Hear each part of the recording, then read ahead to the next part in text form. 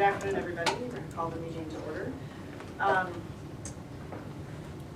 This is our weekly meeting on the 2017 bond with the stated goal of working towards having, at a minimum, a package for the board's consideration on the Madison rebuild project at the May 22nd meeting with Lincoln to follow, not far behind, if not at the same time, and also to continue to initiate the work around the Benson rebuild. Today's agenda, we have 4 topics, and one we've got, if there's anybody here from the public who wants to speak. No, I don't want to speak. Okay. We have public comment period. If something moves you that you would like to speak, there will be a public comment period at the end. We're going to go through a number of items during the meeting, and the first 3 items, the goal is to have them completed by 1 o'clock, and then for public comment, the time period between 1 and 1:30 is for public comment if there is any. So the items that we're going to go through today is a comparison summary, which is, so you have the packets here, and that is, Dan, that would be probably at the back, the C, the one with Lincoln. Yeah, so it's this document, so we're going to walk through this. So it's similar to the document we had the other night at the board meeting. The change is, as you might recall from the earlier board meeting, we had Madison option A and Madison option B, and then there was a Lincoln one. This has what I would consider now as like a Lincoln option A and a Lincoln option B. So we're going to walk through that. Then we have, in your packets, you have this is second to the back, there's a resolution, there's a resolution and also a packet about Kellogg. You may be wondering why are we looking at this. So this is similar to the packet that we'll be considering around Madison and then Lincoln. So there'll be a resolution, as you can see, it's pretty straightforward. And then materials behind that gives the Office of School Modernization the authority to move ahead and handle conditions. So if you look at these documents, we'll go through them in greater detail, but this is sort of the template for what we'll have for the next projects. And then the last item. What is the template? Pardon? What is the template? It will be the resolution. So this is what, when we voted on Kellogg, there's a resolution, and then there's this the project overview, and then there's a number of memos from So we expect by the end of this month to have a similar resolution for Madison, Lincoln, and Benson? No. For sure by May 22nd, one for Madison. Ideally, also for Lincoln, although we were told that if it trailed a little bit, it's not going to get us completely off track. So we have those. And then Benson, because they have different ed specs and they're in a different phase in their work, we wouldn't have an authorization because we don't have a project scope for Benson. But we are going to arrive at an authorization of scope for Madison and Lincoln without meaningful dialogue about Benson? No, there'll be a discussion about Benson. We've asked, as you might recall at the last board meeting, we asked OSM to come back with some options and recommendations. And we, because this meeting came within a week of when we asked them to do that, they're going to be ready on the weekend meeting.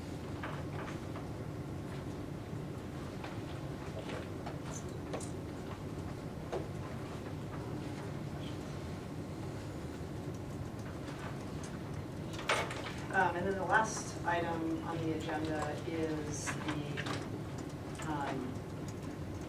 discussion about the cost estimates for the bond package, and there's a number of documents, and we can walk through that of the sort of pre-estimation work,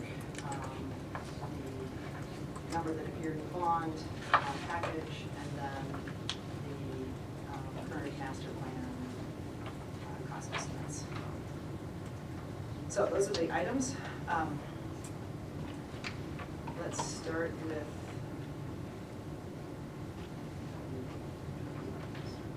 No, start with this one? oh yeah. Yeah. Okay. This is the Yes, sorry, this document called the EdSpec comparison summary. We're just gonna walk through it real quick. So this is the same as the document that was provided last week, with the exception that there is an extra option included for Lincoln, which is called the Lincoln Reduced Scope. Give a quick comment about process and where they are, the project. So Madison, Lincoln, Benson are all different phases of the project. They're all still in the planning phase, but Madison is further along than Lincoln and then Benson. So, Amy, to your comment about making decisions, we're trying to make sure that, as we provide information, we're going to have more detail on some projects than others, but we're trying to provide information in the context of the whole of all three of them. So we have a steering committee meeting tomorrow where we brought all three steering committees together to that point of trying not to make any, providing information that's in a vacuum, if you will. So on this document, the Madison option A and option B are the ones that we talked about in detail here last week, and then Lincoln option A we talked about in a little bit more detail. The Lincoln reduced scope option, what that is the same data about how this option would compare to the ed specs.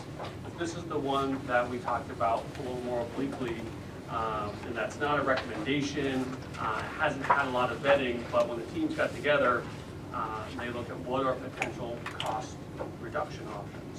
So some of those things were reduction of general ed classrooms, up to 5 general ed classrooms, reduction of art and art classroom, some flex space, some of the partner spaces, reducing the size of the theater, reducing the size of the classrooms and science labs, and also looking to reduce some of the athletic facilities as well, including the hitting facilities for baseball and softball, the indoor track in the gym, covered bike shelters, and some other system reductions.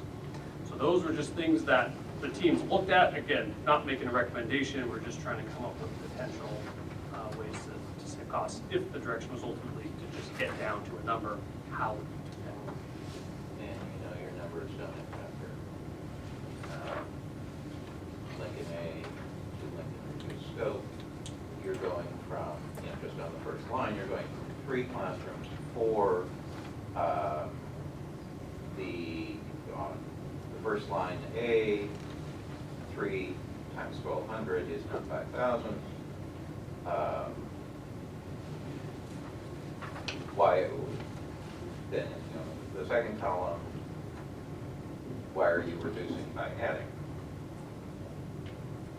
Is this where the big errors are? Yeah, there's a couple of components I know on. Also, your totals for just the core program space don't add up because you took out 5 classrooms on reduced scope, but you're only reducing your total by 4.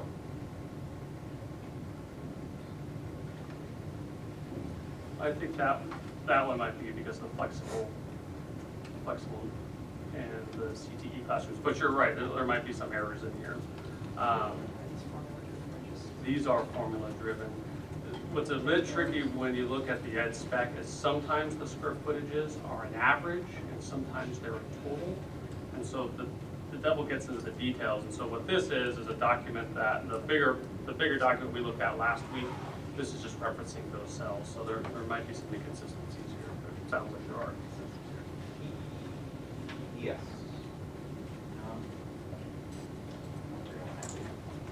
And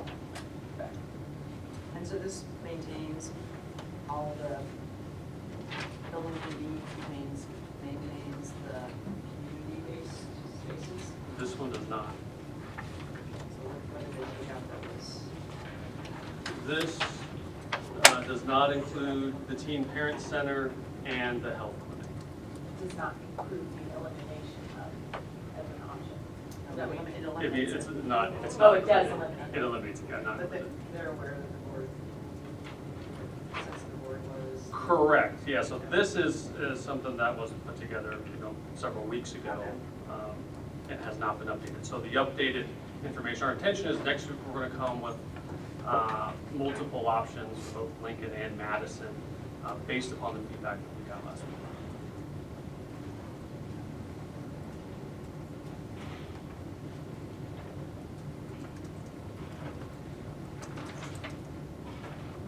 Any questions on this document? I know it's a lot of detail. I'm sorry, as I go through this, more and more and more things do not add up at all. I think this is really bad. I don't really understand what we're doing with this. I don't really understand how to constructively have a conversation about these elements without having it grounded in the bigger context of the overall budget estimates and the Benson costs and scope. It seems like this preceding that conversation. So as you I might don't know recall, how to have so you might recall last board meeting, we had the sort of overall, here's the 89 to $136 million shortfall. And there had been an ask to Madison of if one of the options is to trim expenditures, and that's how we're gonna do the reconciliation of each of the projects, what would that look like? So Madison had one, but Lincoln did not have that, go through that same exercise. So this is a. Well, they did the first time around, before it came to the board's attention, both design teams had gone through that exercise. So we still have $136 million shortfall, and so it's part of the exercise to be able to look at what each of the communities, school communities, what, if you compare it to the ed specs, there's a number of different approaches we could take. You can phase just one of the projects and let the other two be, fully blown out. You could phase all three of them. You could reduce the scope of all three of them. There's a whole host of different approaches that could be taken, and so the purpose of this is to provide the board with more information so that within the scope of the larger reconciliation, that we have information about each of the schools and what it would look like. It's not we're going to take option B of both of them, or we're going to, it's just so that we have the information that looks like.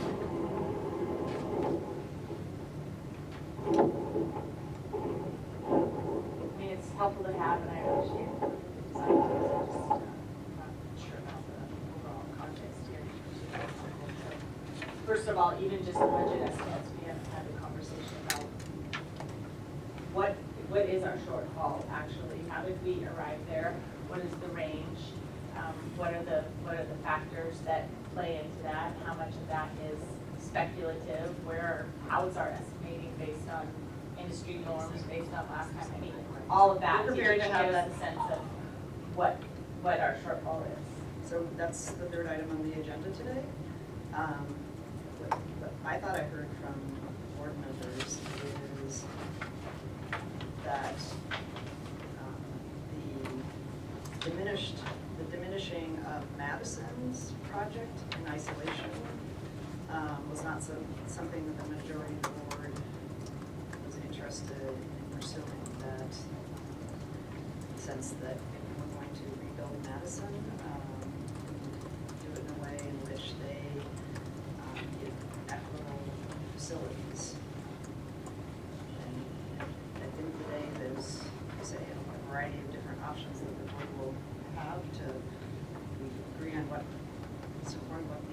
all maybe or what needs to be reconciled.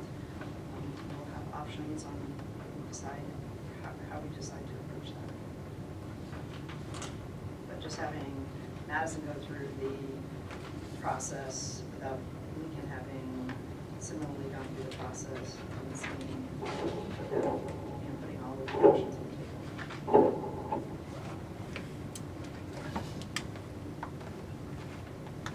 So regardless of things adding up, not adding up, the point here is there could be some scope reduction. We would save some money. Right, Right. all the way around. And you're gonna come back with some further work on that and some vetting of the numbers and all that. Correct, yeah, I don't anticipate either of these option Bs as they are now being what is presented next week. They will be updated with the information that we received today. Because, for example, I think the sense of the board was all the schools having health plans was a priority, and the issue of potentially Multnomah County changing their services, that there are other providers that we could pursue, but that was something that we were interested in having all of our students having access to. So I would assume that would come out, or? Correct, that would, any options we present, I think is just going to have all of our issue bases in there. What our general idea is right now, we're going to work it out more tomorrow when we get together, but the team's already started working on it, is that we have the option A, the master plan, essentially as they are and as people are familiar with them. Then we're going to have an option B, which is taken into the account the information we received, including the partner spaces, so having all those partner spaces. But maybe look for what potentially is low-hanging fruit, if you will, things that could be modified. Not exactly sure what those are yet. The teams have some ideas. And then maybe a third option for each school where there is a phase component, maybe a significant piece that could be done at a later phase. Again, that's hard to identify what it is now, especially with Lincoln, but those are the type of things we'll be talking about tomorrow. So ideally, we'll have those three options for those two schools next week. So that's what we're working with. So if that doesn't sound like what people are hoping for, let us know. We'll change course.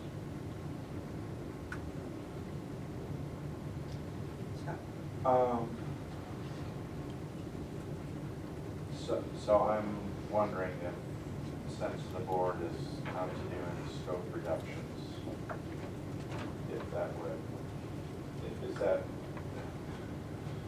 that what you've heard? And so I don't want to put you all through a scope reduction exercise if that's not where we're at all. Would that be helpful? And again, I don't know if we're at that consensus point. Right. Would it be helpful to test for consensus and then maybe save you all some work in the coming week? Or the kind of intermediate question is, are there scope reductions that could be universal? Like, are we interested in looking at what we could save if we change the ed spec on, square footage per classroom? Or if we change the ed spec on several other things that were universally applied, that kind of scope reduction as opposed to one-offs by building based on their needs. So I think that's a good question. Yeah, I think that's well said, Amy. Yeah. Right? And I think clearly what you said is the reality of the classrooms so far is that it's less than what the ed spec recommended, honestly. And that seems to be a reality of instruction going forward. We're going to focus on those lines. So for consistency, but also just wanting to make sure, as we've said, these buildings will be there for over 100 years. The classroom spaces are large enough, they're accessible. I mean, I think there's some givens. So I don't even know if we have a listing of for the non-negotiable. So we tried to tease that out at the board meeting with the, compliance with the law, it be equitable. So, I think that's what we were hoping then for the staff to come back with if we said it's there was a discussion about the size of the classroom and accessibility within the classroom, just in size of the size of space. So if we're talking about access, so last week we discussed, what had been discussed a while over time was somebody that was had expertise in UDI. Did we comment about that or? No, the last week I have not followed up on that. I can do that though. Yeah, I think it's something that we've discussed for months, so at this point, I'd like to make sure that we bring somebody on that can help us look through that lens. Absolutely.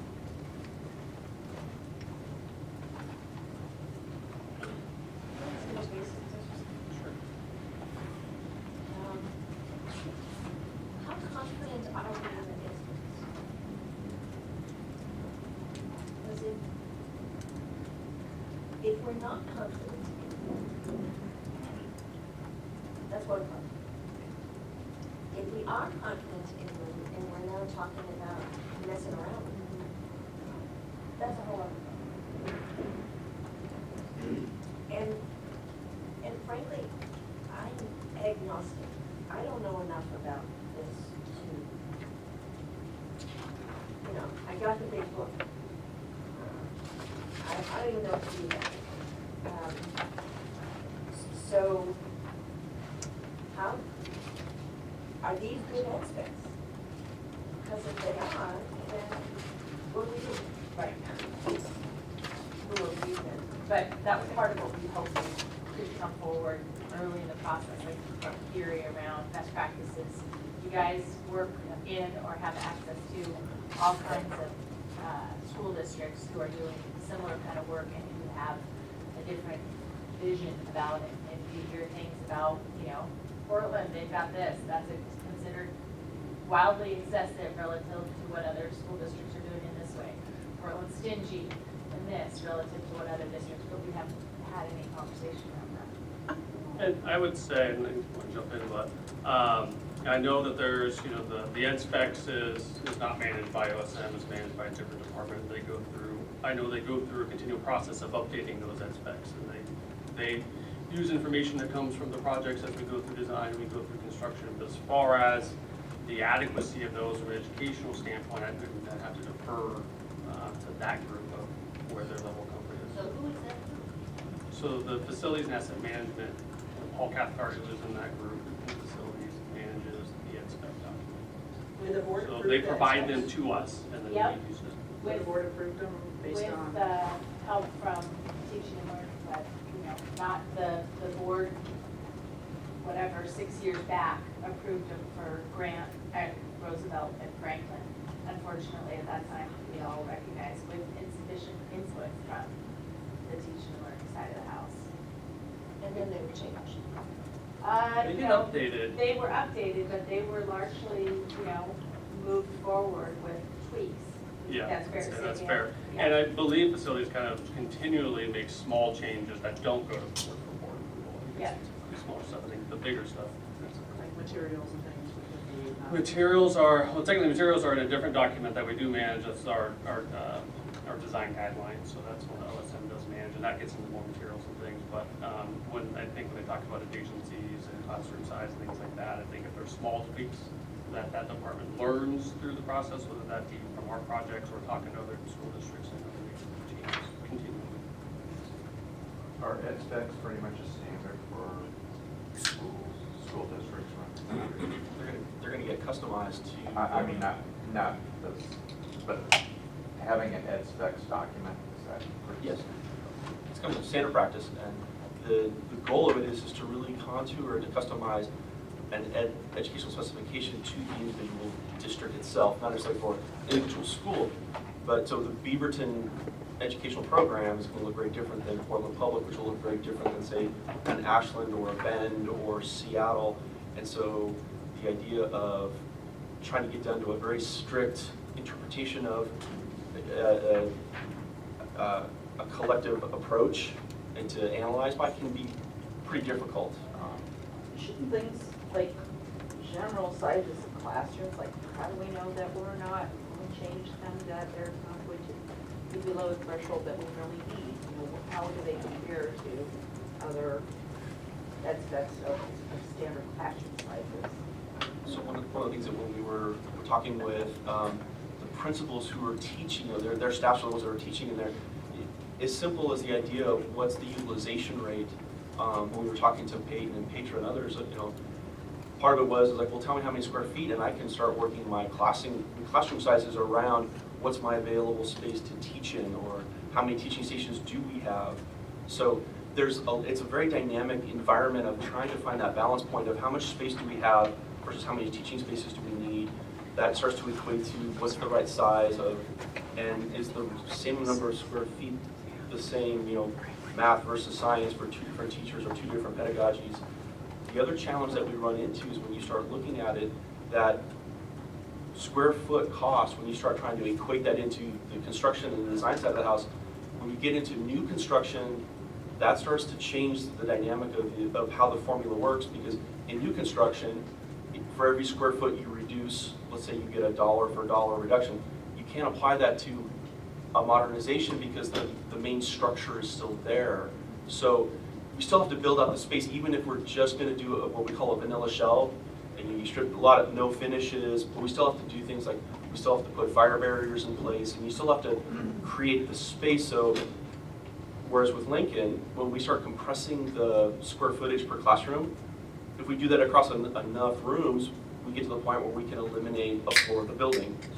In a Madison, however, we still have a certain square footage of existing building that we still have to renovate and bring up to code, regardless of whether or not we're creating, a science lab or teaching in 21st century versus more conventional.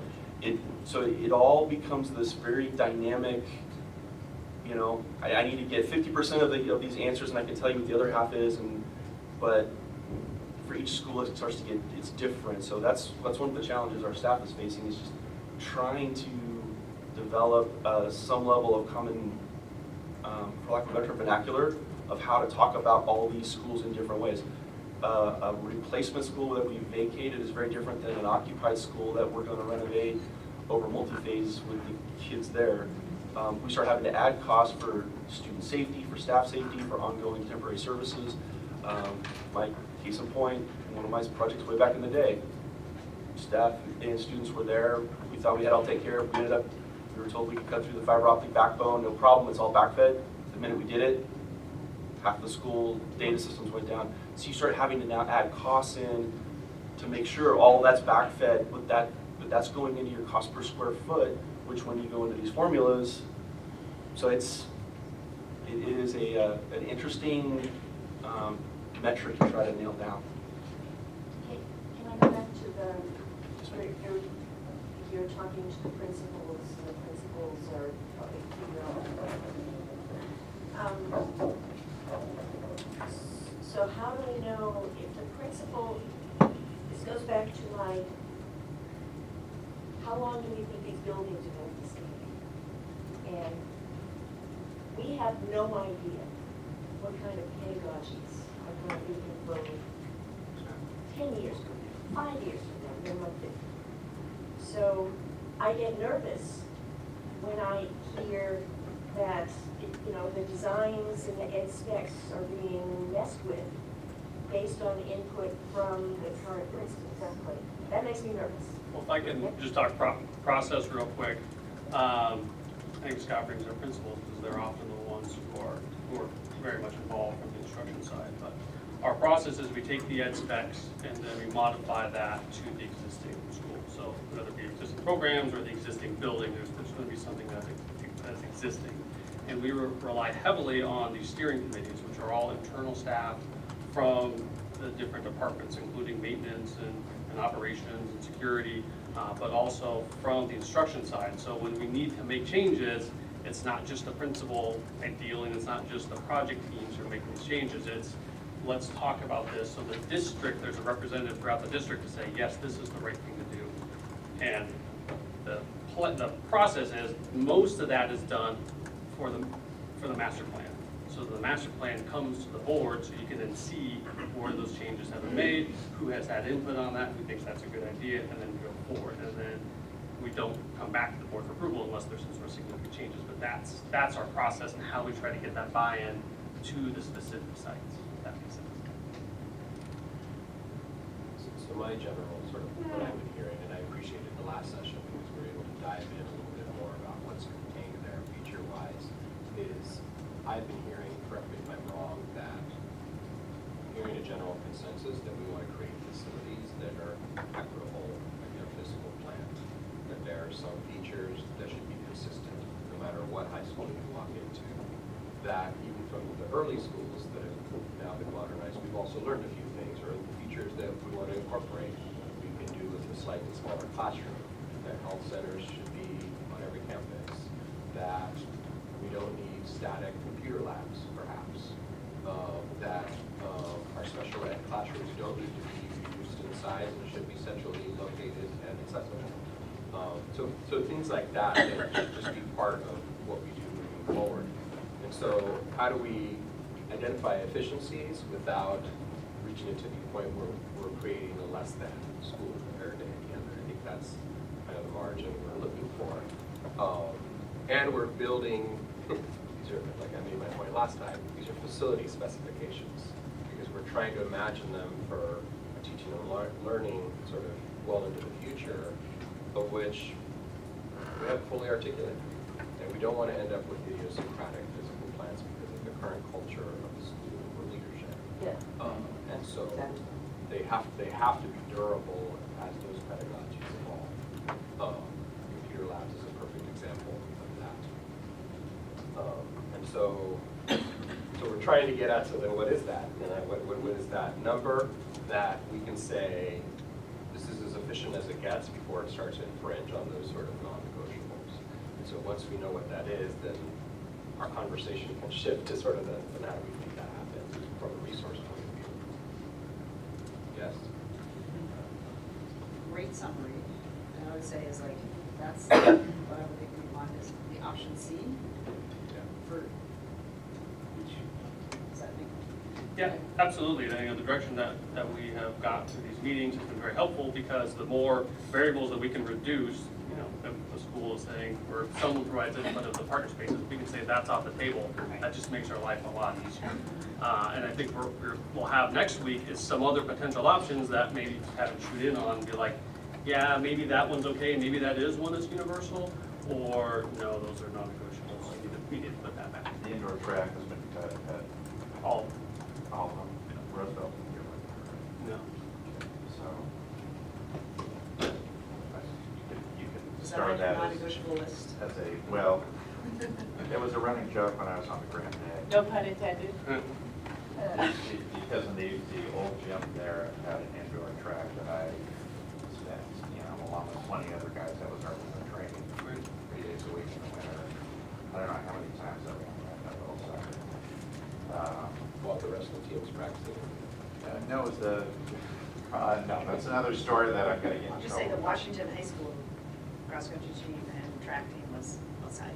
Yeah, well, I think they're running in the halls these days. So I'd love to have it at every facility, but that's clearly optional as opposed to Yeah. mandatory. And I don't mean to say that it should be cut because nobody else got it, that's certainly optional.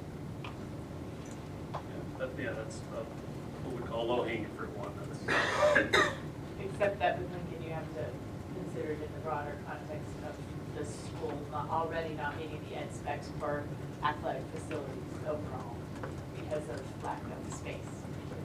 That's why I said it's not Yeah. it's not an automatic off or on.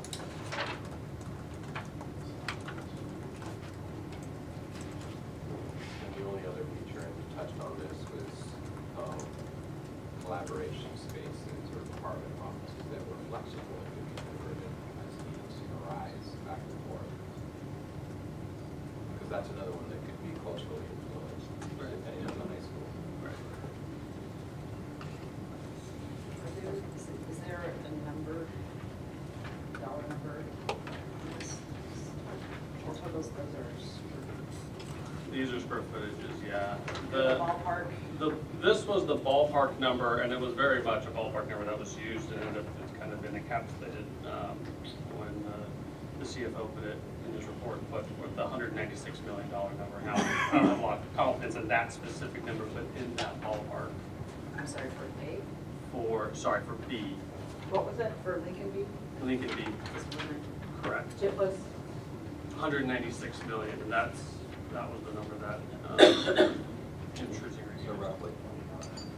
Right. And then, so option A for Lincoln is 218.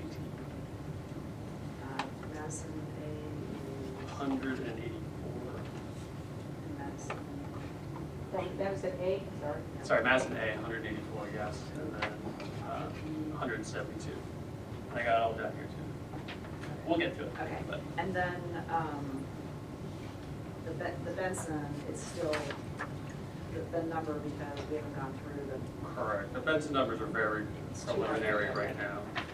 Those numbers are They're there, yeah, and the other sheet too, yeah. your recycle.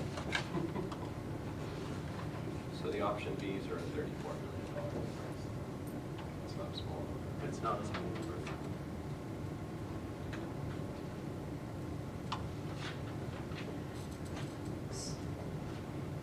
so if you had the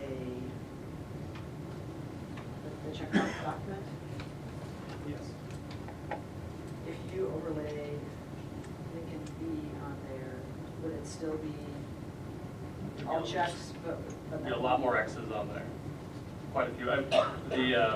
Certainly to Paul's point that there looks like there's some math errors on here, but the bottom right-hand corner has a square footage of 200, we'll just round it, 250,000 square feet, well below the ed spec range of 293 to 331. So the idea is there's just a lot less square footage, and when you're looking for significant cost savings, it almost always comes in the square footage.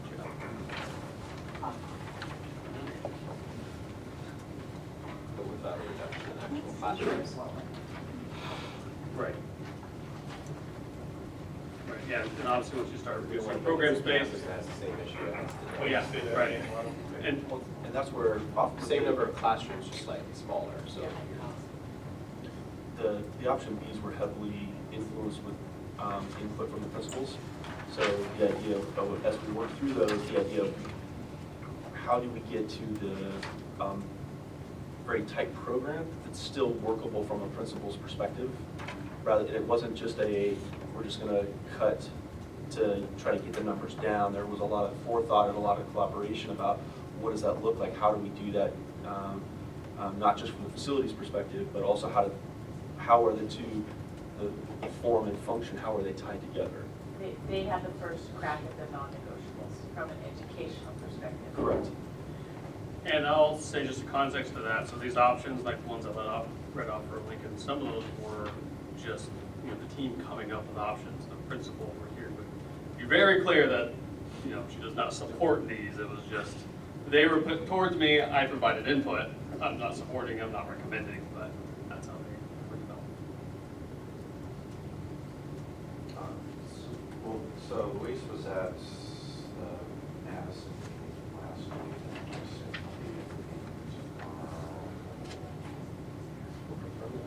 What?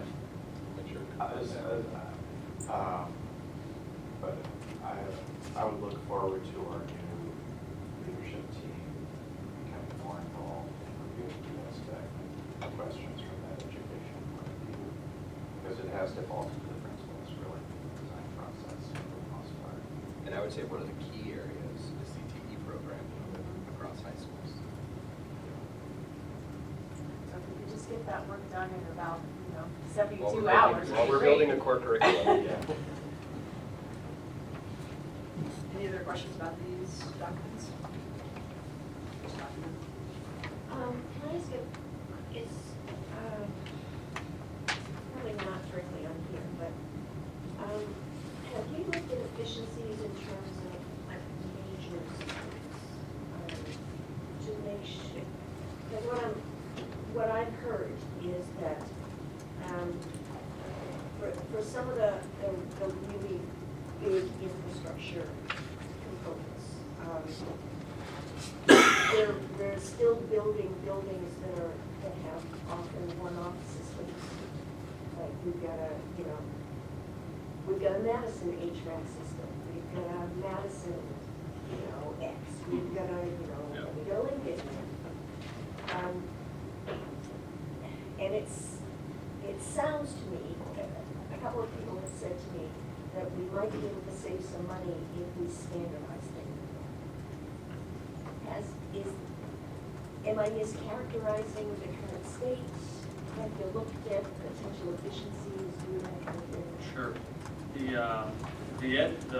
The design guideline document I referenced earlier is what that is a document that's broken out by what we call construction specification sections. It says this is what PPS is standards. Sometimes they're standards, minimum standards, sometimes they're just guidelines, and sometimes we hope to get there. So that is the main document that tries to achieve what you're talking about. We have a continual process of updating that, and one of our staff has got a schedule and has gone through section by section this year since we opened 3 schools last fall, and has had meetings with the different departments and had meetings with the schools to go through and update that. It can always get better for sure, but we try to be very intentional in how we do that. And when we make decisions, we try to have the lens of full life cycle, not just this project. I mean, there's an opportunity for us to be myopic and say, well, I'm going to cut costs here because it's better for this project, even though ultimately it's going to cost the district more money in the long term. We try to be very cognizant of that and not do that. Do we always do a great job and pay attention to that things can always get better. So one of the key members now of our standing steering committees is Jerry Hyde, whose team heads all that up. And so we're starting to change. The conversations are evolving now, so when we are talking about CapEx versus OpEx, what's our first-in capital expenditures versus what are our long-term operational costs, and what does that mean? We can go with a very inexpensive system right now. We're going to be changing the filters 4 times as often. The filters are hard to come by for these one-off systems. So that translates into hundreds of thousands of dollars every year. And by the way, the life expectancy of those, let's use an air handler, you may reduce the life expectancy by 10 years. And so instead of a 30-year unit, we now have to put into the capital renewal program at the 20-year mark a $200,000, $300,000 air handler replacement. And so we're trying to find that balance, but not just in a silo, but reaching out and working with FAM about what makes the most sense. What's that right balance point, as it were? The lead certification process also gives us a framework for those questions Yep. as well, right? So we're trying to not just flying on our own. Correct. We were trying to overlay all of that, and so the idea being is that as we overlay all these different criteria, we start to get down to that, okay, of the 20, let's say, possible options, now we're down to 2 or 3. Okay, now we can really, dive in about, it's going to help us get to our lead certification levels. It's at the right equilibrium point as far as first-in cost versus operational costs and life term, all that kind of stuff. Then we get into really the preference issue then at that point of what system makes the most sense for those who have to maintain it. There's differences in that between built and pre-built. As far as the overall project? Yeah, Absolutely. what your options are. Yes, because sometimes you'll get into strict limitations as far as the structural elements. If we go and put a brand new air handler, it may be high efficiency, but if it weighs more, well, then we'll have to reinforce the structural system, especially if it's up on a roof, or how does that seismically brace? Different types of systems, if it's a hydronic system, hydronics have a lot of use of water, so now we have to allow for the weight of the water in the pipes. Well, sometimes you start running miles of pipe and that starts to add up, and so do you do with just terminal units on the roofs that we're just moving air? I mean, it all interplays. Like Roosevelt, we have old windows, we have new windows. Yep. But frankly, we have all new windows. Doesn't make sense. But actually, the reason that the project managers for Lincoln Madison aren't here today is there's a meeting happening right now between our mechanical shops, the project teams, and the engineers. So they're going over some of those details right now. So again, they don't want to make decisions in the box.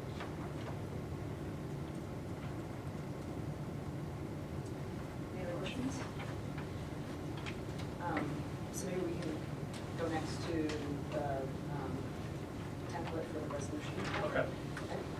I'm not sure there's a lot to talk about at, or maybe walk through the different components of it, so what you would Sure. expect to see, and where maybe in the documents, there's gonna be some Right. sort of key decisions or, elements. Sure, yeah, I'll hit this fairly quickly. You have also in your packets this document that says, that's the Board of Education meeting materials cover sheet, and item B is Kellogg Master Plan.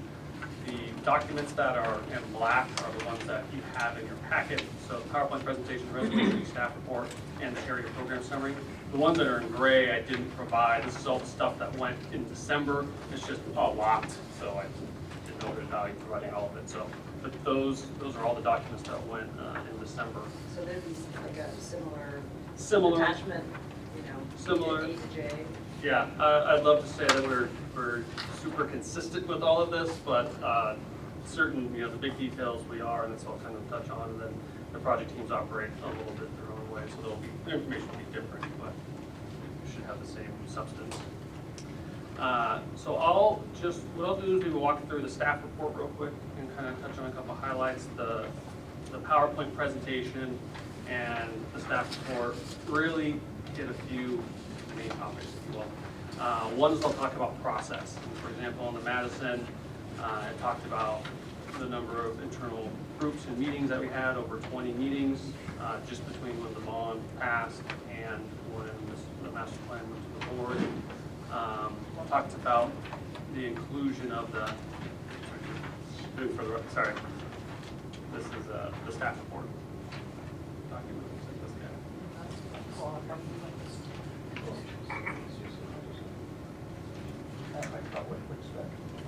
Yeah, just to kind of give you an idea of what should be coming forward on the 22nd from Madison.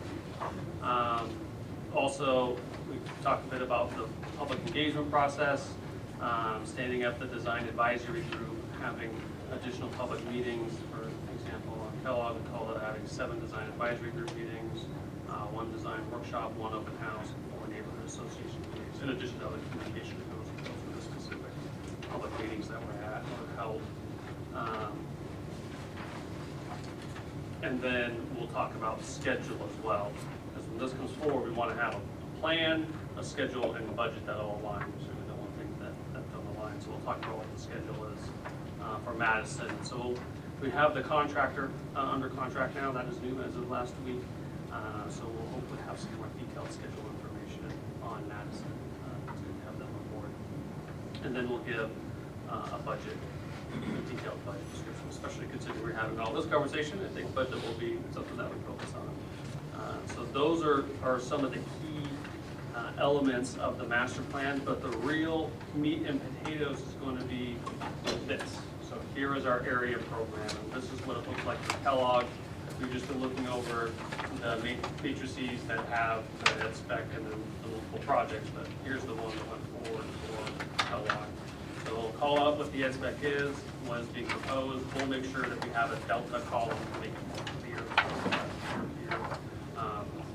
So hopefully, the idea being people are comfortable with what the ed spec has in it.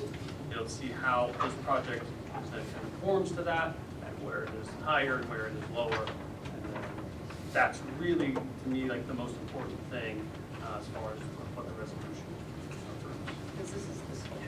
This is the scope. So there Right. were options that were presented that, say, that's what we want to do, then there's the scope. Yep. And that budget follows, being informed by that. Correct. We approve it, that's the project. Correct. So this is really, in my mind, the most important.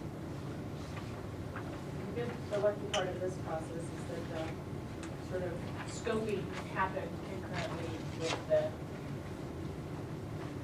middle school framework and sort of really still developing Yep. the ed spec. So it's not really, you didn't have to go backwards in terms of ratcheting off something you were already committed to. It was more a reimagining of what is it that we want and need to deliver for our kids. Right, as that effort was going on and this was being designed, there would be new things learned that were applied to the plan and then instantly were updated in the ed spec. So it's nice that we're really hand in glove.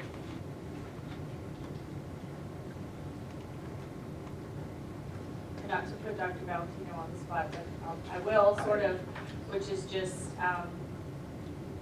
do we feel like there's been sufficient engagement from your team who's been working on the middle school framework and our whole, all of our hopes and dreams for 6 through 8 education and what we're seeing here that will guide the development of this opportunity to build a brand new school? I think more recently there's been more, but I think the middle school framework was truly developed in isolation to the work. And so I don't think that there was a lot of accounting for what the possibilities were in the construction. And this began last year, and the way it came together was not, I don't think, broad enough or inclusive enough to suggest that the middle school framework actually does lead. It may respond to, but it certainly doesn't lead in the decisions being made by the project manager or the project itself. I think what needs to happen, and also because from speaking to some of the folks in OTL, there really hasn't been full engagement on this.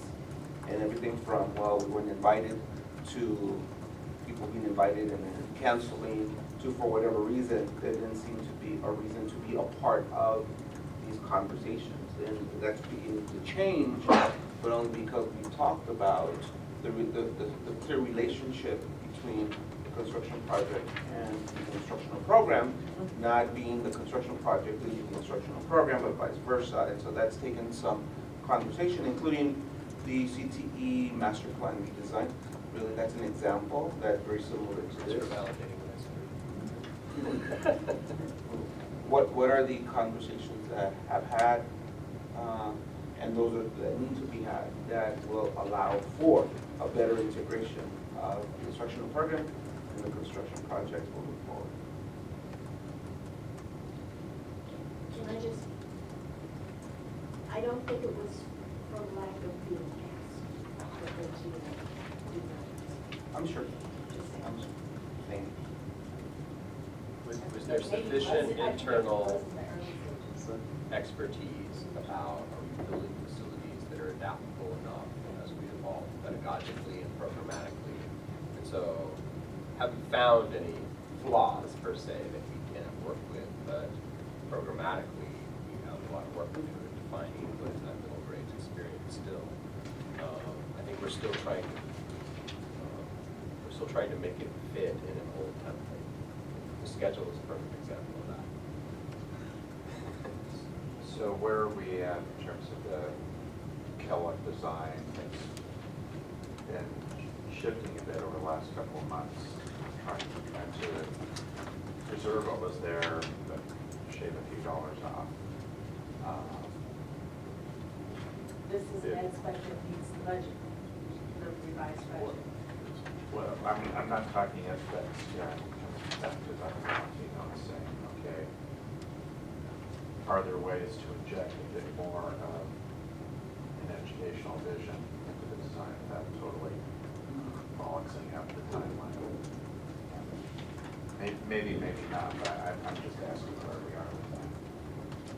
I think Dr. Valentino is just getting up to speed on some of the Kellogg stuff. When the master planning was going forward, a lot of the input came from the senior director at that time, as far as from the instruction side. That's where we were able to get input from. And Brenda Fox. I know Dr. Valentino has been invited down to the steering committees, and I think you attended one already. So getting up to speed there, but we plan on coming back to the board or the FAO, whatever the right place, for an update on where Kellogg is. And so we want that update to be holistic. This is where. Is there another deck?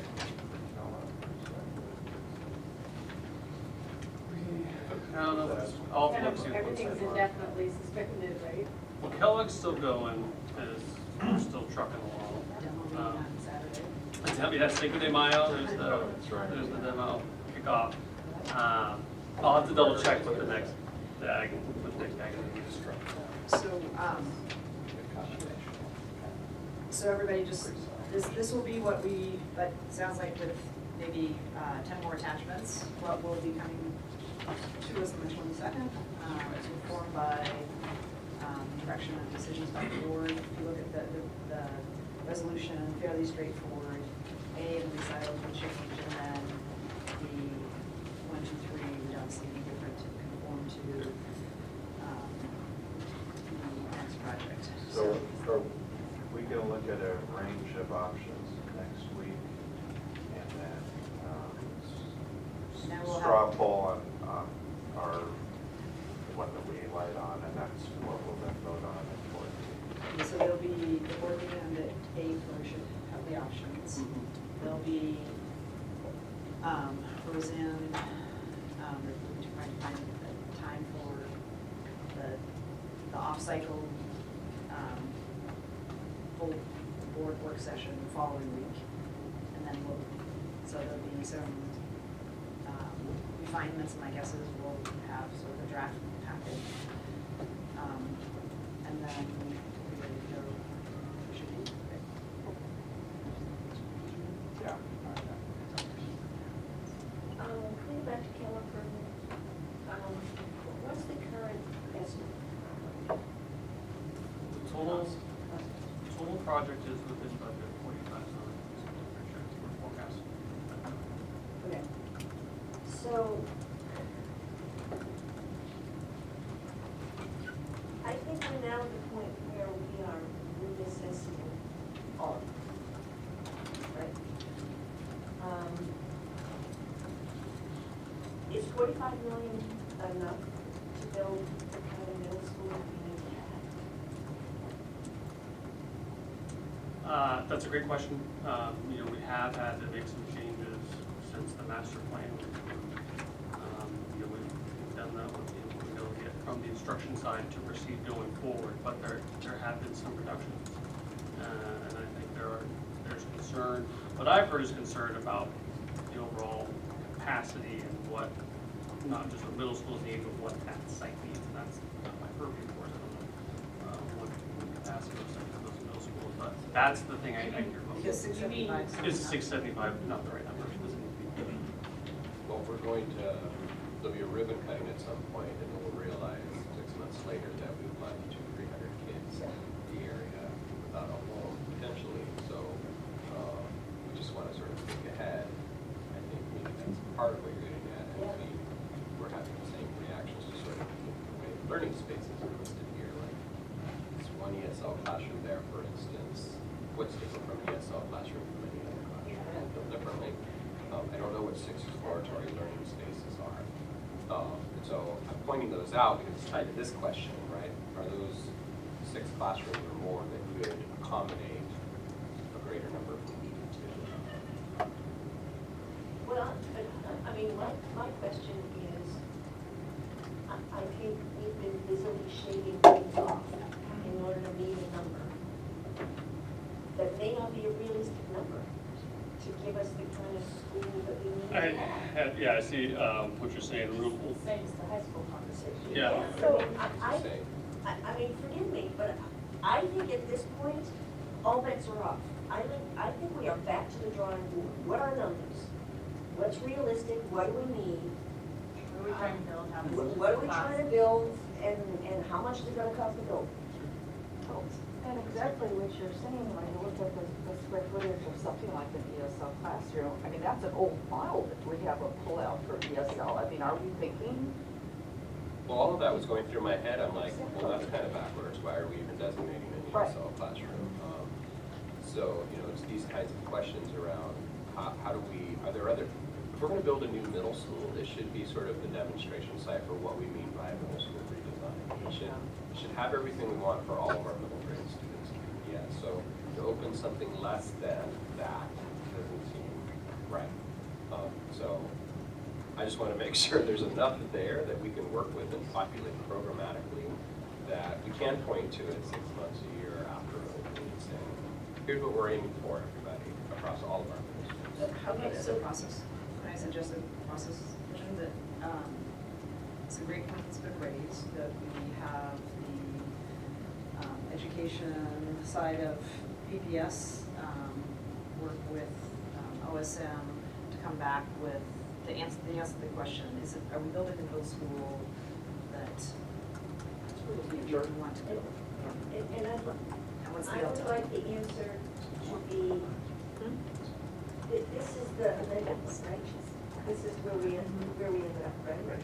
No, that's the one from the master plan from December.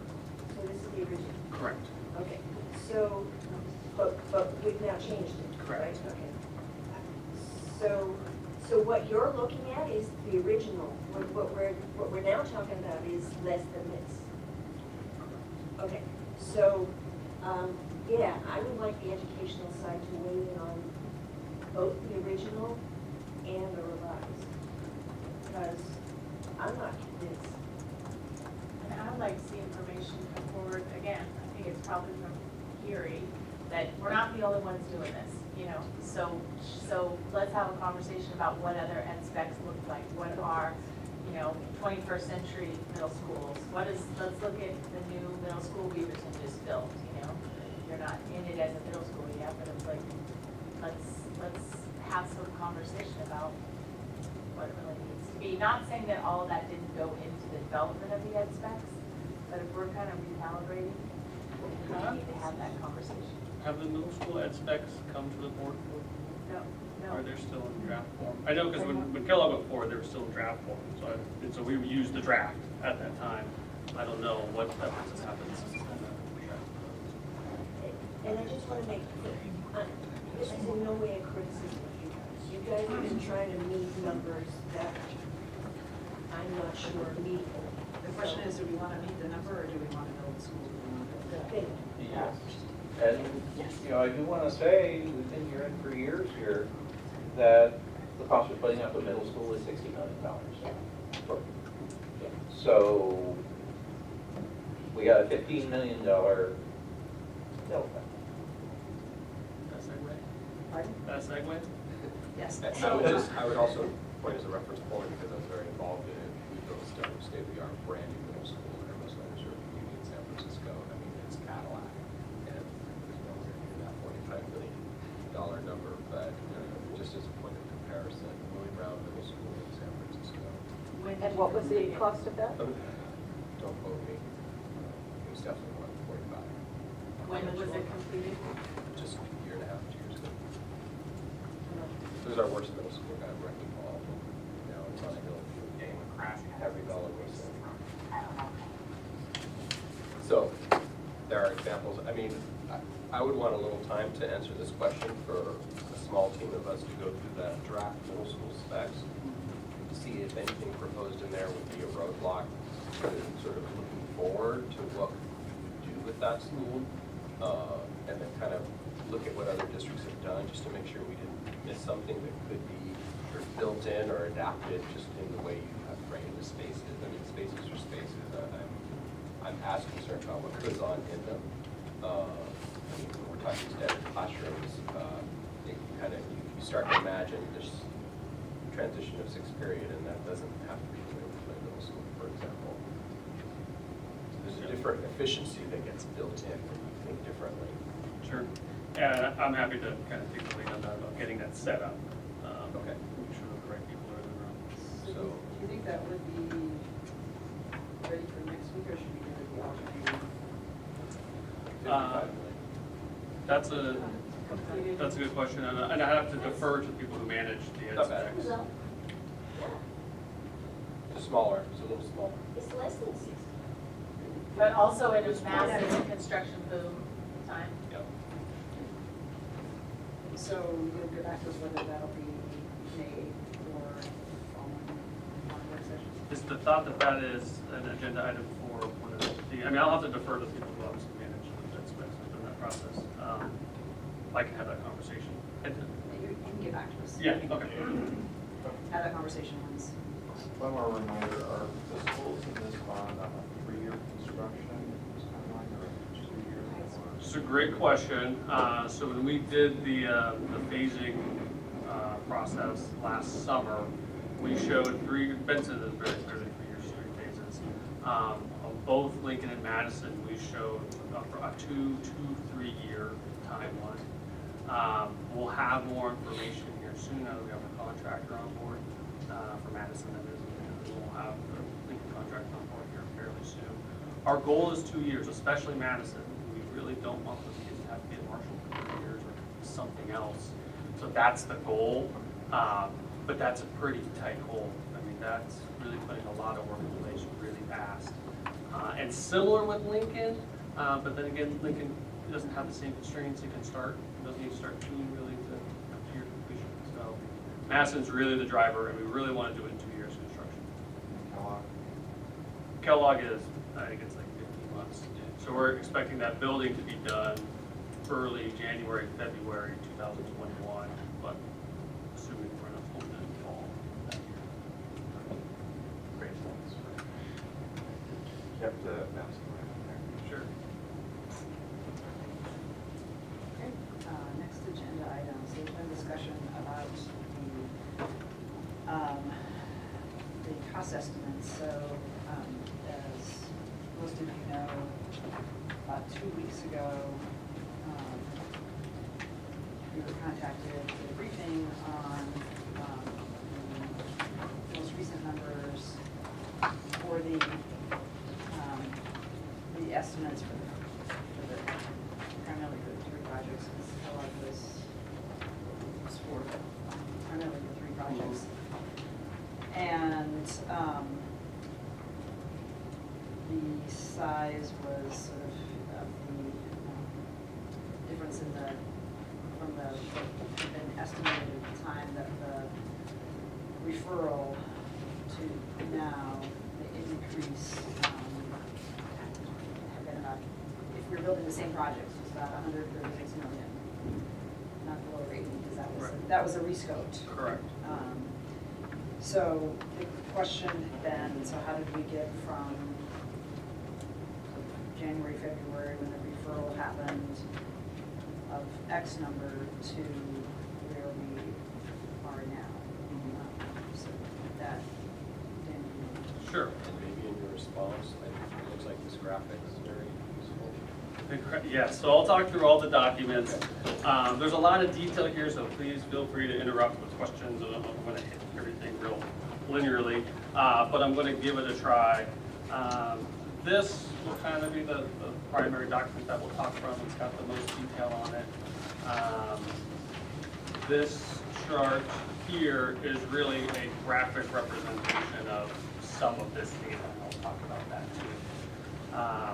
But you also have a document called Bond Budget Variables, it's just words. And so I thought I'd do quickly is kind of walk through that real quick, talk about what the variables are that go into making up these bond budgets. And then you can talk about what those ranges of variables, what's reasonable, what's aggressive, what's conservative, and we can go from there. So when we start putting together bond budgets, there's really the primary variables are just a handful. Hard cost being the big one. What's the cost of construction? There's different ways that you can estimate that. For the 2012 bond, we took the square footage size that was identified in the long-range facilities plan times $1 per square foot. So we looked at industry norms, said here's what the range is. We're just going to shoot right down the middle. We're going down the middle of the road. And that gave us our hard cost number. The 2012 bond had a nice one-page sheet that said, here's how you do hard costs and all these other variables. So take out your pencils and you can do it at home, and we can see exactly how we got to that number. So the hard cost is the biggest number. For the 2017, there was, if you recall, for the schools, for the high schools, there was a master planning effort, and then there was a due diligence effort. And that due diligence effort, Ryder Levitt Bucknell, who was an international cost estimating firm, they have an office here in Portland, they were contracted directly with PPS, and they provided the hard cost data, so that's the big one. Soft costs are the costs that aren't intrinsic to the building. Architects are the biggest fees, or architects, engineers, permits are the big fees, and permits for these projects, $1 million. Insurance that we have to purchase for the projects. $1 million per. Yeah. Maybe a little bit under on some of those, but probably about $1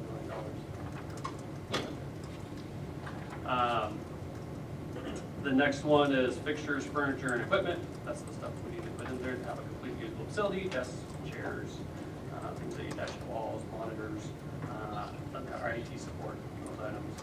And then, But those all built off of the standards, so basically it's our furniture standards. all Correct. our standards. correct.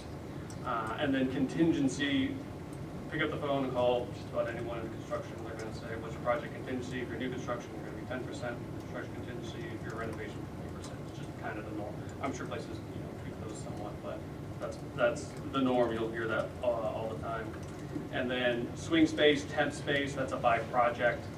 Benson, of course, it's gonna be base. We're gonna have to house students, in temporary spaces, have those swing spaces. Lincoln, we're gonna have to do something for their sports. We don't have a field for a couple of years. We're gonna need to put them somewhere, do something, let them stuff, so swing space, temporary spaces. And then on the back, escalation, I think everyone's fairly familiar with that. What we're hearing in the market, there's no one, this is what the escalation number is, but we really hear about 4 to 6% what people are estimating. I made a note in here, Ryder Love Bucknell puts out an annual, I guess it's a quarterly report, and they do it by area too, so it's nice to have Portland. And so they said that Portland in general experienced about 6% in the last 12 months from January to January. We do sometimes hear other people use 7 or 8%. OHSU others use 7%, so. It's per year. Per year, annual, correct. So, these are the ones that were used pre-bond referral. These ranges. I'll get into that. I Okay. think I'll answer that here in a minute. So what I put down here is, so I have this formula, how do you get to a project number and then a project, well, the project's in the other program. It's the hard cost plus these other variables. And typical, I'd say industry ranges is what I'm putting down here. And if you pick up the phone and call just about anyone, ask what the soft cost is, they're gonna say 25 to 30%. You hear that all the time. We actually run less than that, or have been running less than that. But so I put 15 to 30% because we can run lower than 25 or even 20%. But you'll hear 30%. North Clackamas use 35% as on their bond. So, how much of that is walking through Sandy High School when just before it opened, they were installing some cabinets and cabinets were very high quality and stuff was sort of falling out them. And that's in that, do they lowball it? Are we lowballing it around budget issues and paying for it later because? I think on some of the recently completed projects, there were some decisions that were probably made in a box and where there would need to be some cost savings. I refer to the steering committee as not relying on them. We didn't have them back then. So the projects really were more independent, if you will, and got information where they fit. So we've been trying to focus. So when we make decisions about value engineering, there's someone representing the entire district in the room. So that's the goal at least. But our FF&E budgets that we have in here are built on what we've been putting in at the other schools. We think that's a good number for right now. I assume we're getting feedback from the schools that We are, and our design, we're going through, we're continuing to go through a process where we have brought in a consultant to help us go through our standards for our furniture to make sure that those are qualified. So the formula you can see here, it's pretty straightforward. I put some ranges on what I think are industry standard ranges. We can certainly have a conversation about that. I'd be very surprised if there was a lot of argument about these type of ranges. So that segues over to the big. The 2012 bond also had, it's either 10 or 20 million that they just called reserve. There was a board reserve of $20 million. Was there one of the same? Yes, same amount. Which was in addition to program contingency, which was in addition to project. Correct. Yeah, there's contingency escalation, or was that? There was two were sort of in combined. 2012 escalation was calculated at the program level, so the projects didn't have it built in, unlike how we communicated the numbers from 2007. So this document, what I did here, I produced this for really this exercise. And this is my kind of best attempt to answer the question of how did we go from then to now. So we certainly have some discussion about this. Quite a few people have seen this and have seen this detail. I haven't really had too many people, raise any flags with it, but obviously, there is some subjectivity in here. What I did under the first category might be kind of hard to read or understand it, but it says bond development, June 2016 through January 2017. There's three colors of columns. I'm colorblind, so I'm not sure what they are, but I believe they're all different colors. The first one says pre-bond budget estimate conservative. The second one says pre-bond budget estimate middle of the road. And the third one says pre-bond budget estimate aggressive. What I did is I just took these variables and these ranges that we just talked about, and on the conservative side, I just said I want to go at the high end of all of them. And the middle, I want to go to the middle of all of them. And on the aggressive, I'm going to go with the low end of all of them. And so we can see where those budget numbers come out. So I'll walk through the Madison one real quick, and then maybe ask for questions. So the Madison, I'll walk through each variable. Hard cost, I put a note there that says RLB estimate. That means it came from Ryder Love Bucknell. They're the ones who gave us that hard cost estimate. The soft cost, I put at 25%. I mentioned earlier that 30% is pretty common. Part of soft cost is administrative, project management, program management. We actually carry that outside the project. So we run about 5.5%, so I put 25% here, and roughly 5% is outside the project. The FF&E at $16 a square foot. Contingency at 15% because it's renovation work. No swing costs for Madison, although there probably will be some minor stuff that we need to do on Marshall, but not a significant cost. And then escalation, 6% of 4 years. And as your eyes move across the page from the different estimates, I tried to highlight where the changes are. So from the pre-bond, the conservative one, to the middle of the road, all I changed was the soft cost and the escalation. And then for the pre-bond budget aggressive, again, I just changed the soft cost down to 15% and the escalation down to 4%. And you can see on the totals how those changes impact the total project cost. The next column over bond referral, February 2017, is the information I have as far as what went into the actual bond budget numbers that paid up the bond referral. I don't freely admit I don't have total detail on that, and I can't answer all questions about how decision making was, but this is the information I have of how we got there. So for example, on Madison, the hard cost number wasn't the right level Bucknell number, it was a lower number than $95 million. But where did that come from? I believe the intent at that time was that there could be some cost savings from, in addition to what Ryder Love Bucknell. But not identified, just But not, wing it? there was some, I believe there was some, I was involved at that, I mean, I was around, I wasn't managing the scope of work. But there was some bullet points like, hey, here's where we might be able to save some money, but there was nothing costed out. So it was. So we had a cost estimate, and then we went below even most of the estimate. Correct.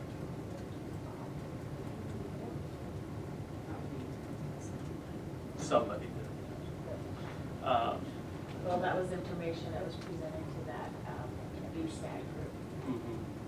Well, the numbers were. I don't know if this detail was presented, the number. No, not this level. Yeah, not That this was level. actually what was given to BSAC, I had that right here. Oh, look at that. And it was basically represented that the lower number, so say for Madison, it's 146. We got a nice color, 4-pager or something from the architect that basically said you could fill this. So it was presented that this was the project you were gonna get for 146 million. It wasn't, and we need to find, Right. for.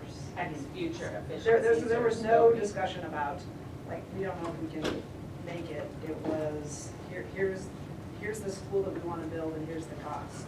The only thing that was in play, frankly, between the two options that were given to PSAG was whether Kellogg was going to be in the package. It wasn't, are the high schools going to be estimated at a higher number?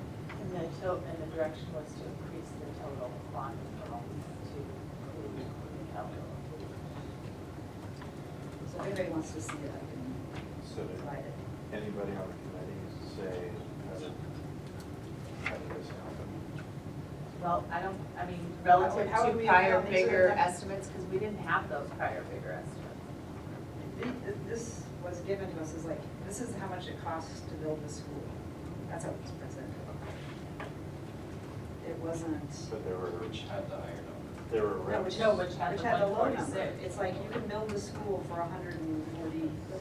So there were representatives there from the various master planning committees at each school who would have seen a higher number, presumably. I don't, No? and that's, like, I think some of this makes it look like it's very linear how this is put together, and I think it's, I tried to, with the date range, Well, didn't the board have this information? I don't know. I don't believe this level of detail. No. I think it was just the bottom line number. Well, even if you've got a bottom line number that was, 199 or whatever, and then all of a sudden 146 shows up. Did somebody see that earlier number at some point in time?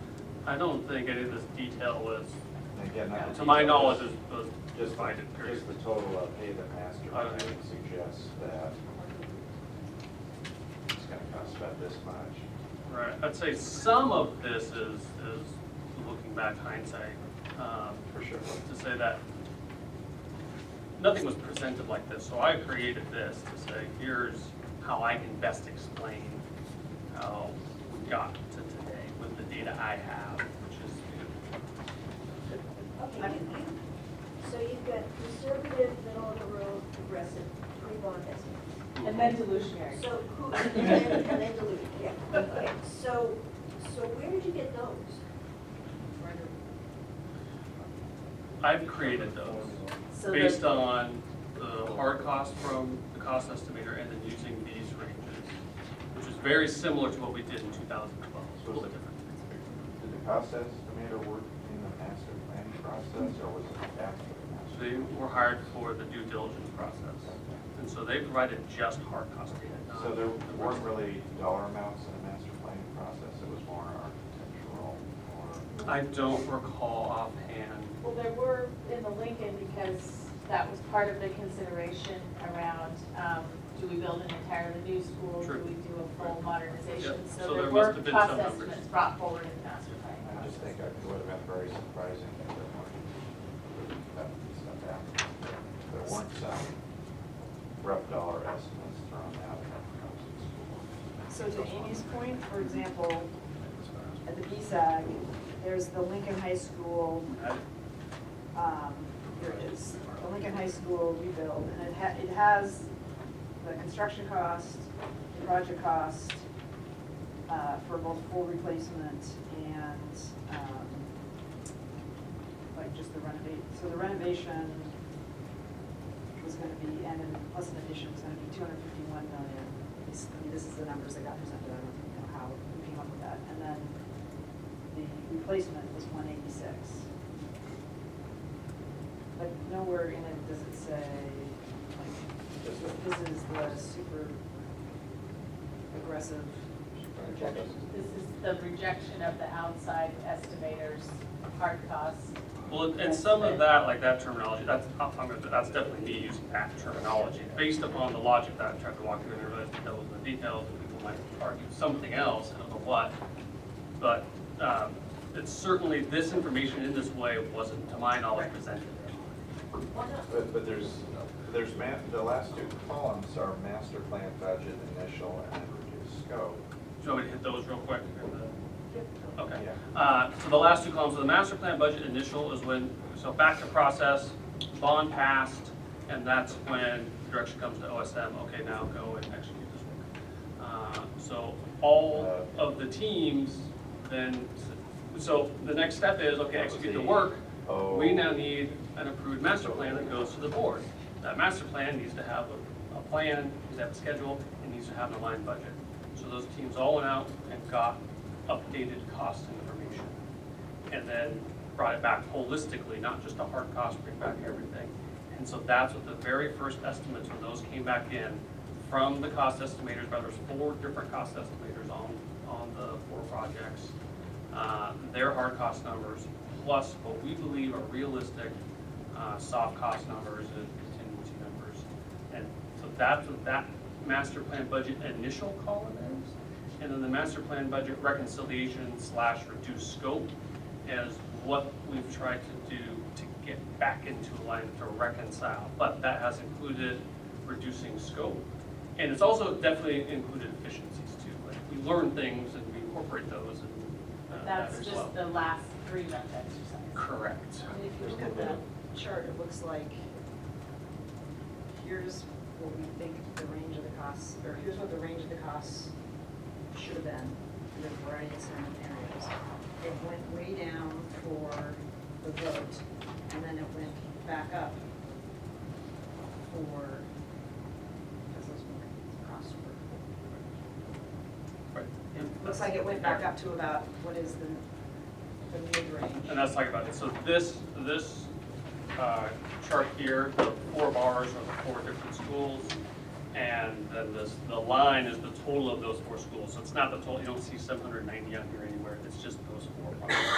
Not the health and safety and not the additional stuff.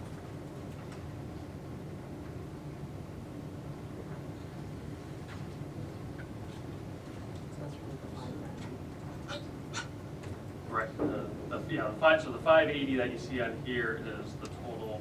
I know there's a lot of data on here, but there's a totals 4 modernization projects under the approved bond budget. There's that 580 number, and then I show the other stuff that makes up the 790.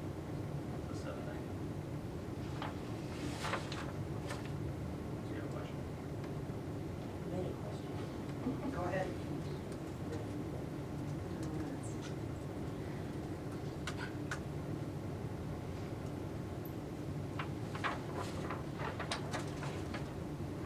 Okay, we are where we are. I could go on. I could really go on. I mean, I'm just looking at this.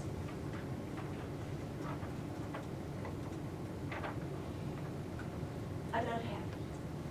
I'll leave it at that. We are where we are. Tell me if I'm wrong.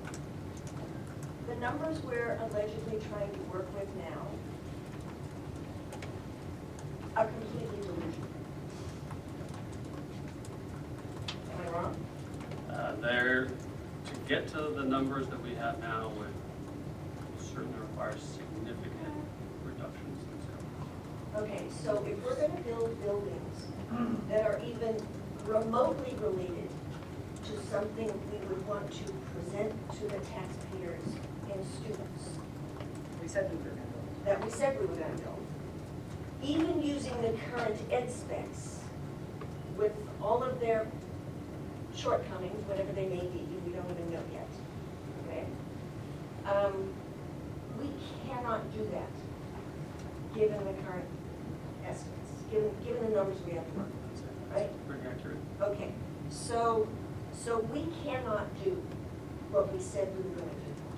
We said we were gonna do 3 high schools and Calvert, And 150 million. of plus 150 in health saving and accessibility, health safety and accessibility.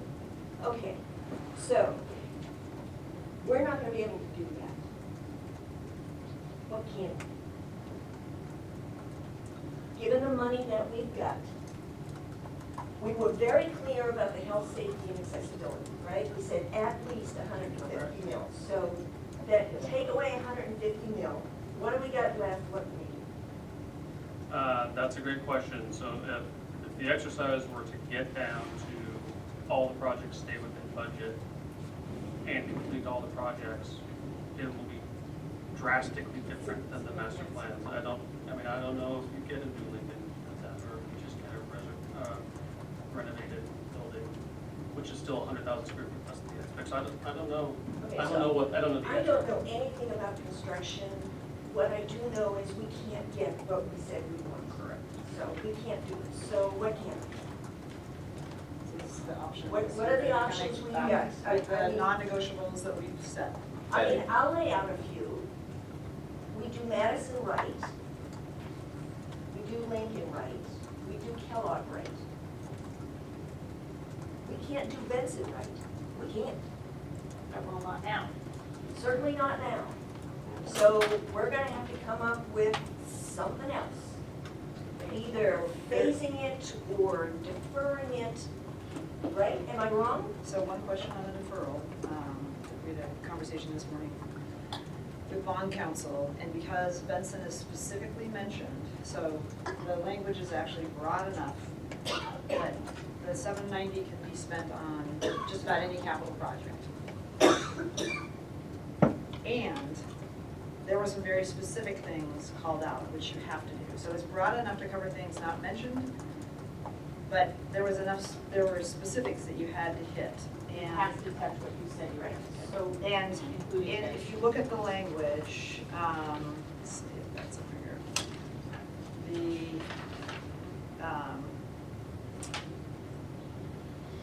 This is not the last one, but it says renovate, replace schools, something, something, including Benson, Lincoln, Madison, and Kellogg. So you can't just defer Benson to the next bond. But you also don't need to. I mean, there's certainly capacity here to begin work on Benson, which is actually more in line with our ability to create the vision for Benson that we really want to see, that is driven by a comprehensive CTE program. So you're saying Benson, or you're saying we'll get started on Benson? We can get started. Do some things to Benson. Okay, we have to do some things to Benson. How much do we have to do? Well, there's no, the bond language doesn't, I mean, we just need to make some renovations to Benson. But, I mean, I think what we want to do is we want to align it with a process that will enable us to figure out what exactly do we want need out of that facility, and then what is our first priority, or what can we sort of discreetly pull out of that work to begin as the first phase, or is it enrollment consideration, or, I mean, it's all very difficult because we're needing to make these decisions before we have that fully blown vision of what that 21st century brand new CTE high school is. At this point, that's the least of our problems. The absence of a city, that's the very least of our problems. The biggest problem is, Cash. How it got to be we that had a number. plan that was not doable from the day it was referred to the voters. This was not doable. I don't know how we came up with that. I don't know who came up with that number. I would like to know who came up with that number, because that number is at best inaccurate. Well, let's have, I would like to hear from, And I don't think it's you guys. Jesse, you weren't around, and Eric, I hope you don't mind if I put you on the spot for just a second. We thrive in this spot. But could you speak a little bit to the process of how the district arrived at the budget numbers in the master planning process that went into the bond package relative to the original estimates?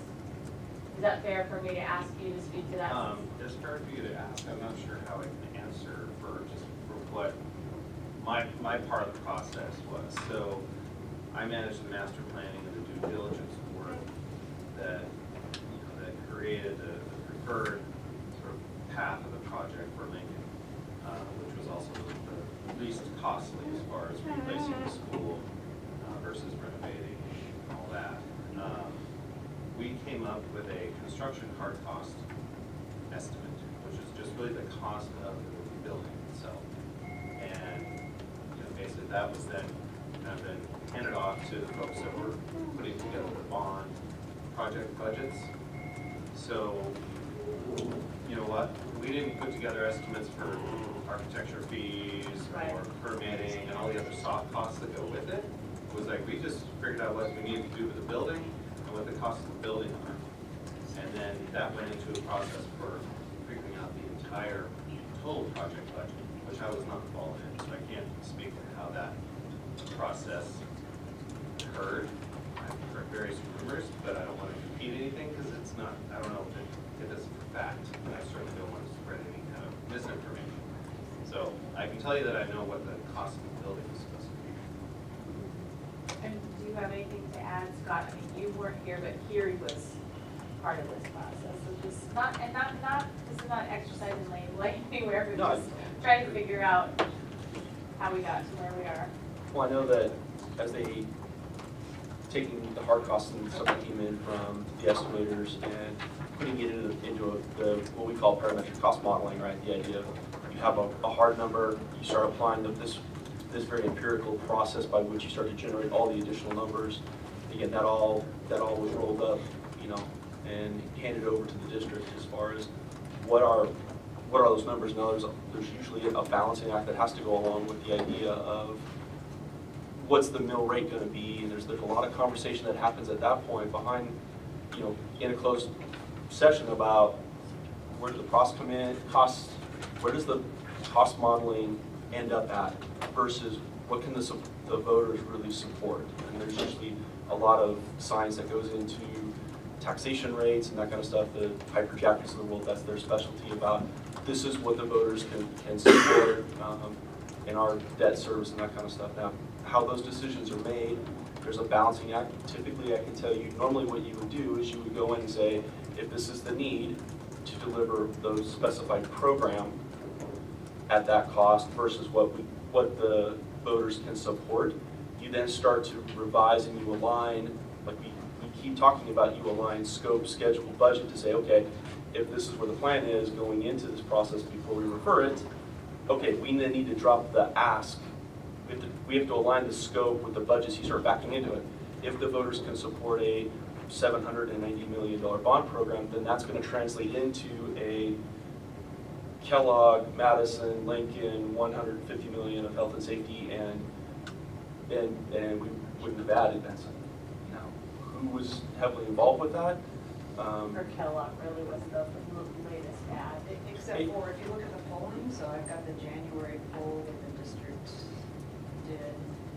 And if you look at what the voters wanted, so overwhelmingly, health and safety was why voters approved this. So, you know, anywhere from 77% to 63% when you asked about lead in the water, lead in the paint, asbestos. I mean, you know, killer arguments with the public.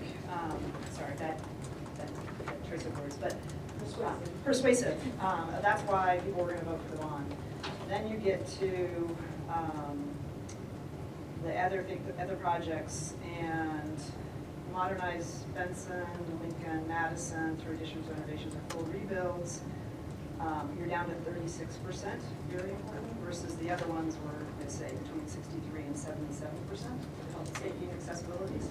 And then you go to Kellogg, and Kellogg's at 40, just standalone, Kellogg's at 43%. So on the voters, the lowest priority, and using the benchmark of one of the most important or very important high school rebuilds were the least important. Except the very important caveat that the most effective way for us to address health and safety issues is through full modernization. Yeah, well, I'm just answering the next, another- well, that's at 3 schools versus 150 million and touching 80 schools or so. And then the other question, just to your point about sort of how things get cramped down. So the bond passed, and the majority of voters support both the $750 million bond, the $850 million bond. The latter would be a tough sell. So, you know, clearly, you know, 850 would have probably allowed for more flex. It still wouldn't, this number still wouldn't have hit, but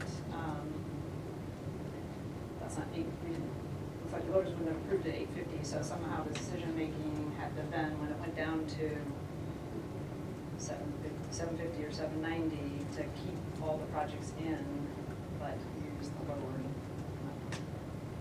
So I guess what I'm, as you got here, having trouble reconciling is if what was politically palatable was 580, if the aspiration was 4 schools and you can't deliver on that, how is the promise sort of not scaled down to be? And so, and I've only been hearing that we want to build equitable, fantastic high schools. There's no point in building something that's less than. So how are we going to true up, sort of making those dreams come true if we have a significant gap here? And I mean, the graphs did it all for me. Even if it was conservative, middle of the road, or aggressive, it was never anywhere in the ballpark of what was voted on. And so, I mean, but the development of the bond package, like the final consideration of including Kellogg, the bond stakeholder advisory committee gave direction to include Kellogg and to bump up the total bond request, but it wasn't commensurate. Like Kellogg's estimate was 45 million or something, and the additional amount of the request wasn't 45 million, but it was that the rest of the master plan budgets came in to OSM, which was then provided as a recommendation to the bond stakeholder advisory committee that these can be delivered this. I mean, it's So maybe somebody- neither here nor So there. somebody who served on the bond stakeholder advisory committee, nobody ever said these high school numbers are right. These were presented as like, if these are in the package, and there was never any suggestion of, by anybody, of like taking them out or lowering them. The numbers that were presented to that citizen committee were fake numbers. I mean, they weren't, like, here's the project, but they clearly weren't the numbers to give the project. You were part of that. I mean, is that because if that's true, then that's the numbers that were given to the board too. So is there, I mean. Yeah, and speaking to Ken Fisher, who was here, so Ken and I both provided input on how one might go about this, and looking very similar to push out. This is how my brain kind of works. As far as the decision-making and how these actual project numbers came up, like, I think those numbers are, the bottom line numbers, right? And I have information that kind of gets me to the other stuff, but I don't know the decision-making. I don't know how those can be. Just all so of in a sudden, other the word words, there. did the OSM or the project team ever present wildly different numbers from what you've shared here? Publicly, Not to the Okay. board or Internally, to the yes. stakeholder advisory. So the folks on the ground working on To- these sites in two-step. have been upfront about what the cost would be. I'm sorry, say again. Your understanding of what it would take to build these facilities has been consistent. Yes. This level of information, OSM has been providing for a year and a half. This height. Not exactly like this. After the bond. Okay, I'm gonna make a, we are where we are. And we have to take some action, obviously. And personally, I think the next step is to figure out what is doable given the money we have. And, okay. But longer term, I think there was something desperately and fundamentally wrong with the way, the process that led to the bond package. And I think we need to do a thorough analysis of what the hell happened here. And make sure that it never happens again. This is putting in jeopardy the long-range plan for PPS facilities renovation for the next 50 years at least. We are going to have to be so squeaky clean going forward. I mean, we are going to have to deliver the best buildings we possibly can, given the money that we have. Because we are going to have to restore faith, because we have just violated the faith of the Portland voters. And we apparently did it knowing. What do you mean? Knowingly by, you mean, I mean, You look at the bond package I numbers, just- and they have no relationship to the reality of the numbers that were presented to whoever developed the bond package. well, they have, I mean, and again, this is really hard because we have different people here. I mean, Well, you so were Scott, I chair, hate to you put were you the on the chair of spot. the, this is not them. You were chair of the bond committee. You Right. helped pull together the bond package. And so the bond package This is was- not them. Well, no, actually, it is, because the bond package was put together, based on the estimates that came forward from our construction management team. As to, and when Kellogg was included, the numbers that came forward, the estimates were, this is what we can build these 3 high schools for, to the citizen committee, to the governance level, which was the bond committee and the board, and so there was never any conversation at that time, and perhaps there should have been, we should have been guided in a way that we had more conversation about how do we know that we can build these for what you're saying we can build? Right, I think the one element where through all the discussions where I think the real cornerstone of a lot of this conversation occurs is how is that translation from what was brought forward by staff through OSM to what was referred to. Is there's, that's one of the things where we may need to get those who were heading up OSM at the time who aren't at the table today, because they're going to have part of the history that we don't have today. So, which would be Jerry. I mean, he's got, some of that is stuff where I just don't have that piece of the story. I can track all the way through what was referred upward from, through staff and everything, what they've done, but there's just a member who's not sitting at the table who might have some of the answers that. Okay, Kind of just, it's 1:30, which is when the meeting's supposed to end. I think we're so I'm gonna have Paul have last comment, because this is clearly not something we are gonna be able to resolve right now. And I think we should keep our eye on, this is a very important conversation to have, and we need to be continuing the process on concurrent streams. So Paul, I'm gonna give you the last word. Okay, thank you. 30 seconds after that? Oh, yeah, but actually, I'm gonna throw it to you. Okay. Is the thing. At the moment, I don't give a damn about the numbers. I don't give a damn about the money, which takes a lot. Because I go back, Rita, to questions you asked earlier, and then Julie, questions you were asking, that I don't think have been answered adequately at all. And I think especially in light of those, what you said, Amy, earlier isn't true. I don't think that we necessarily have to make a decision right now. We may very well not have the critical information we need in order to be able to do that. We may just have to blow Madison's deadline. Guadalupe, Luis, Yvonne, all 3 of you, do you think we need to revise the ed specs before we do this? Do we have a decent set of parameters for Kellogg and for our high schools?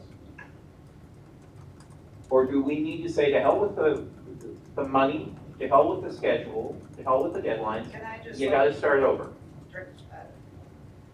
And I really, and I promise you, whatever your answer is, I'll be behind you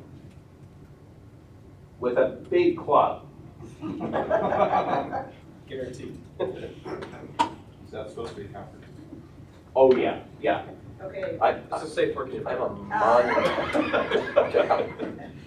Okay, so, Here's what I question would posed say. by Director Anthony, last word by, As new superintendent with a growing new administration, small but mighty, who are tasked with understanding the history, the institutional mechanics for how we arrived at this point.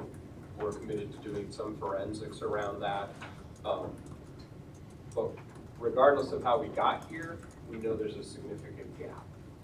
And we need to think about sort of how we're gonna convey that understanding today to the broader public so that we're delivering on what they're expecting. And I appreciate that the team is continuing to go back to identify some efficiencies. We'll certainly take a little finer tooth comb look at, are the specs spaces we can live with for the kind of pedagogical direction we want to go. I think I'm on the same page with the board and not wanting to sacrifice whatsoever any parity in the facilities that we build. But I think we are going to arrive at a resource gap. And so we should be having a conversation once we continue to get complete information around how we're going to bridge that. Is it a phasing of whatever order of schools? We do have a more immediate schedule here with Kellogg, which is important, comprehensive for many reasons. We should try not to delay. We have a little more time to dive in a little deeper on the others around what is the order, how do these get phased, is there a way to phase them? I don't know. But there's also lots of good work that continues to occur with the resources we've been entrusted with. And so being good stewards, we should be highlighting those things because work is happening every day right now, especially in the health and wellness, which is what polled high and what people expected to see, and there's been no interruption there. We should sort of ensure the public feels continued confidence that we have a team that's going to deliver on this bond work. I don't believe it's a management or, it's just simply trying to deliver on something with a more constrained pool of resources at this point. What I was trying to understand is even accounting for some 4 to 6% escalation annually, it still doesn't account for the original passing of the bond and what was sort of committed there. So Benson should be as fabulous as Lincoln, should be as fabulous as Madison, should be as fabulous as Franklin or any other school. So how do we make sure and find the quickest way to get there in the most resource responsible way that we can? And I think we all understand that's kind of the key question right now. But an immediate step is to kind of not delay Kellogg because there are middle grader students who are kind of counting on that. But we should continue having this conversation. It's been informative to do these work sessions so that we're kind of all up to speed on that. So during the meeting, I think the expectation is coming back on May 8th. There would be the calibration between education leaders and OSM on the options that are before us so that we know that the options that we're looking at meet the critical education needs as looked at through the lens by education leaders. Just one other question that's come up is how we trust these cost estimates. And I just want to say, considering that our project came up with roughly the same as an independent source, I feel like that's not an issue. The issue is the aspects and that now what. I just want to appreciate that. I still feel like I don't.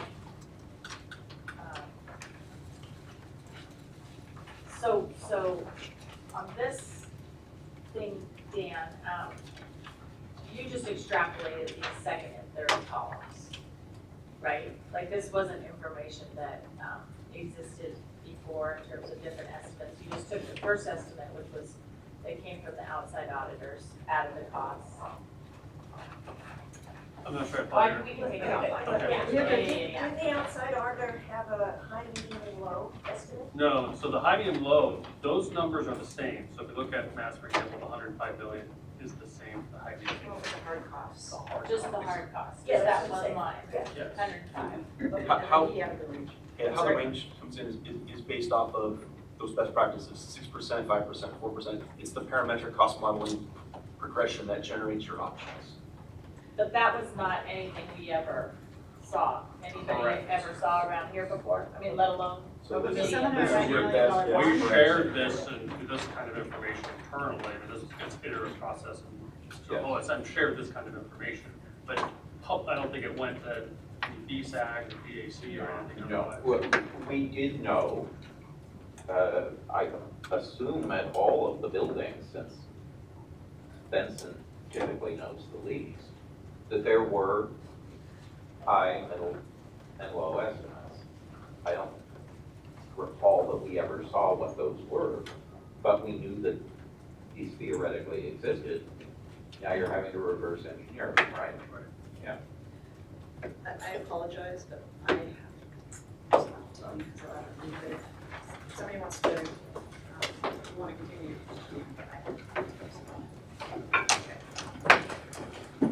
So what I would suggest if board members have additional questions, feed them into, Dan, copy them to Guadalupe, so we have both sides covered.